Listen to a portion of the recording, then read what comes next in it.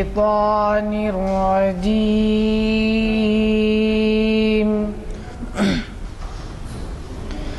بسم الله الرحمن الرحيم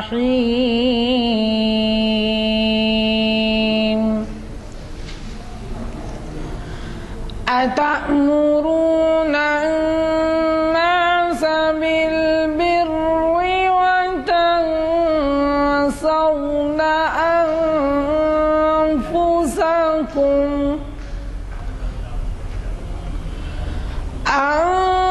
أنفسكم تتلون الكتاب أفلا تعقلون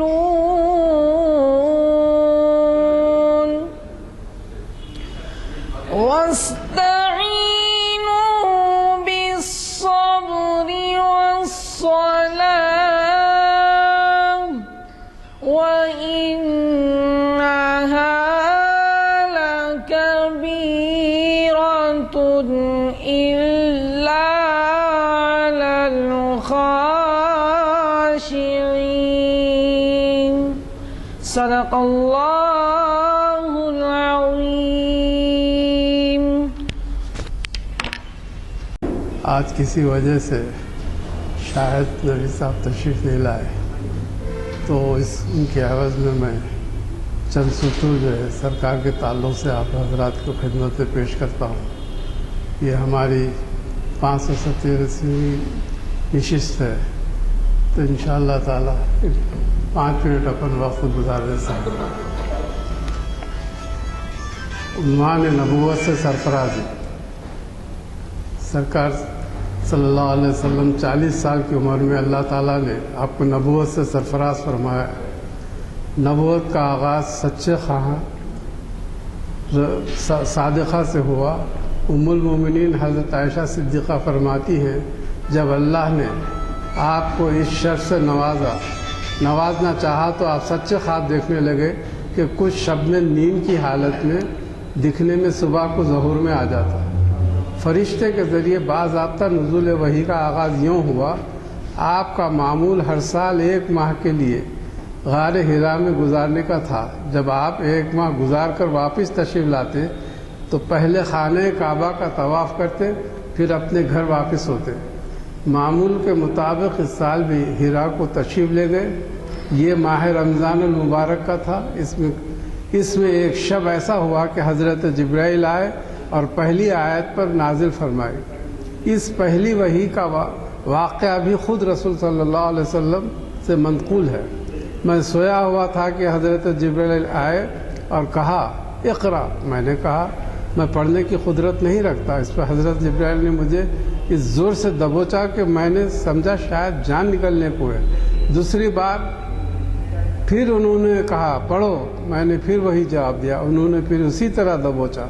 یہی بات تیسری دفعہ بھی ہوئی. چوتھی بار پھر انہوں نے پڑھنے کو کہا. میں نے پوچھا کیا پڑھوں؟ انہوں نے کہا اقرا بسم ربک الذی خلق خلق الانسان من علق اقرا وربک الاکرم الذی علم بالقلم علم الانسان ما لم یعلم. اپنے رب کے نام سے پڑھیے جس نے پیدا کیا. جمے ہوئے خون کے ایک لوتھڑے سے انسان کی تخلیق کی پڑھیے. اور آپ کا رب بڑا کریم ہے جس نے قلم کے ذریعے علم سکھایا اور انسان کو وہ علم دیا جسے وہ نہیں جانتا تھا. میں نے یہ کلمات پڑھے اور وہ چلے گئے. میرے دل پہ یہ آیات نقش ہو گئی. پھر میں غار حرا سے نکلا یہاں تک کہ جب پہاڑ کے درمیانی حصے میں پہنچا تو ایک آواز سنی اے محمد آپ خدا کے رسول ہیں اور میں جبرائیل ہوں. میں نے نظر اٹھائی تو جبرائیل ایک آدمی کی صورت میں افق پر موجود ہیں اور کہہ رہے ہیں محمد آپ خدا کے رسول ہیں اور میں جبرائیل ہوں. اب کیفیت یہ ہو گئی کہ میں اپنی نگاہ افق میں جس طرف ڈالتا جبرائیل نظر آتے. دیر تک یہی کیفیت رہی. میں نہ آگے بڑھتا اور نہ پیچھے. یہاں تک کہ جبرائیل چلے گئے اور میں خدیجہ کے پاس آیا اور ان کے جسم سے مل کر چمٹ کر بیٹھا. انہوں نے کہا آپ کہاں تھے؟ میں نے آپ کی تلاش میں آدمی بھیجا تھا جو ڈھونڈ کر واپس آ گیا. آپ نہ ملے۔ میں نے ان سے پوری کیفیت بیان کی۔ انہوں نے کہا خوش ہو جائیے، اس ذات کی قسم جس کے ہاتھ میں ختیجہ کی جان ہے، مجھے امید ہے کہ آپ اس امت کے نبی ہوں گے۔ اس کے بعد حضرت ختیجہ کھڑی ہوئی، کپڑے درست کیے اور اپنے چاچا زاد بھائی ورق بن نوفل کی خدمت میں گئیں جو عیسائی ہو گئے تھے، اور تو رات و انجیل سے واقف تھے، تورات اور انجیل سے واقف تھے، تو ان سے جا کر وہ تمام کیفیات بیان کی جو حضور صلی اللہ علیہ وسلم کو پیش آئی تھی۔ انہوں نے سن کر کہا قدوس قدوس والذی نفس ورقہ بیدی لئن کنت صدقتنی یا ختیجہ لقد جعل الناس اکبر الذی کان یاتی موسیٰ وانہ لنم ھذا الامہ فقولی لہ فلیبس۔ خدا کی ذات پاک ہے اس ذات کی قسم جس کے قبضے قدرت میں ورق کی جان ہے۔ اے ختیجہ، اگر تم سچی بات کہی ہے تو ان کے پاس بھی وہی ناموس اکبر فرشتے وہی آیا ہے جو موسیٰ کے پاس آیا کرتا تھا، اور وہ اس امت کا نبی ہے۔ ان سے کہو کہ ثابت قدم رہے۔ حضرت ختیجہ نے واپس آ کر آپ کو ورق کی بات مطلع کیا۔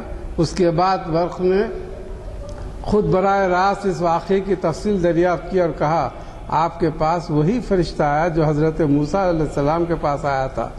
آپ کو جھٹلایا جائے گا، تکلیف دی جائے گی، وطن سے نکال دیا جائے گا، جنگ کی جائے گی۔ اگر ہم ان دن تک زندہ رہتے تو آپ کی مدد کرتے۔ پھر انہوں نے آپ کے سر مبارک کا بوسہ لیا۔ پہلے مسلمان، اس طرح سے سب سے پہلے وہی آپ پر رمضان المبارک میں نازل ہوئی، جس کا خود قرآن مجید میں ذکر موجود ہے، اور سب سے پہلی ذات جس کو آپ پر ایمان لانے کی سعادت اور سبقت کا شرف حاصل ہوا، ام المومنین حضرت ختیجہ رضی اللہ تعالیٰ ہے۔ وہ نہ صرف پہلی مومنہ ہیں بلکہ اپنی زندگی بھر وہ رسول اللہ صلی اللہ علیہ وسلم کا بڑا سہارا بنی رہی۔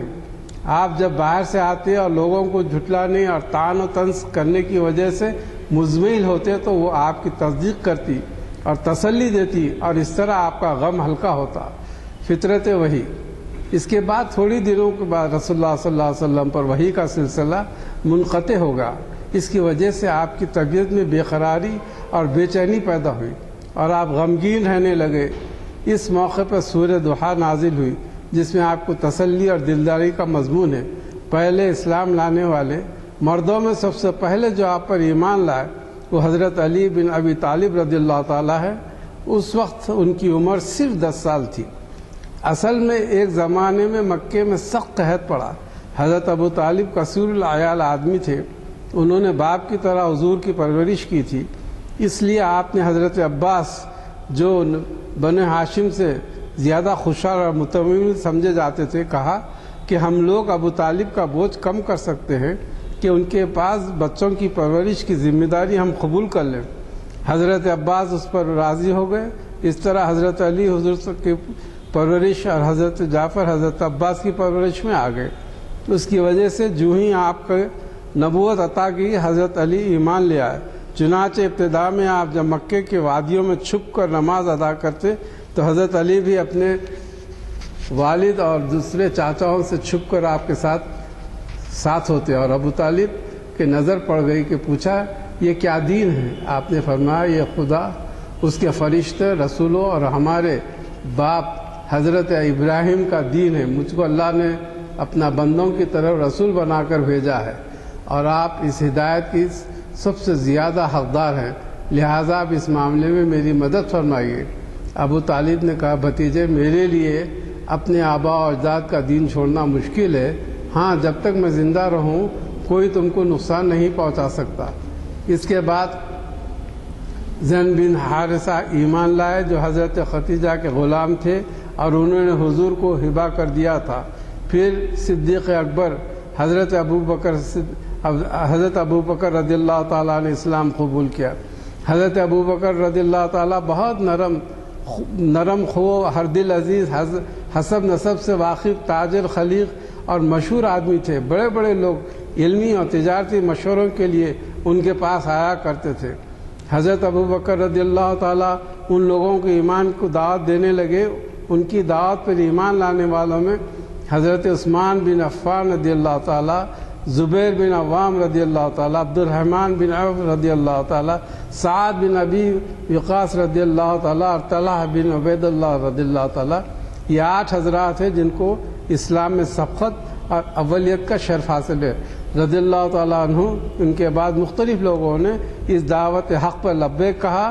ان سب کا ٹھکانہ صفا پر حضرت ارقم بن ابی ارقم رضی اللہ تعالیٰ کے مکان تھا، جو دار الرقم کے نام سے مشہور ہے، یہاں تک کہ جب حضرت عمر رضی اللہ تعالیٰ نے اسلام قبول کیا تو مسلمانوں کی تعداد 40 ہو چکی تھی۔ انشاءاللہ تعالیٰ پھر آئندہ آج چونکہ حضرت تشریف نہیں لانے کی وجہ سے مختصر جو ہے آپ کے سامنے رکھا گیا، انشاءاللہ تعالیٰ آئندہ کو غالباً کسی کوئی کام کی وجہ سے وہ نہ آ سکے تو معذرت ہم ان کی طرف سے میں چاہتا ہوں آپ حضرات سے، اور آج کی محفل آپ کو برخاست کی جاتی ہے دعاؤں کے بعد۔ اعوذ باللہ من الشیطان الرجیم، ربنا آتنا فی الدنیا حسنۃ وقنا عذاب النار وقنا عذاب القبر وقنا عذاب الدین واحشرنا مع الابرار سبحان ربک رب العزۃ عما یصفون سلام علی المرسلین الحمد للہ رب العالمین۔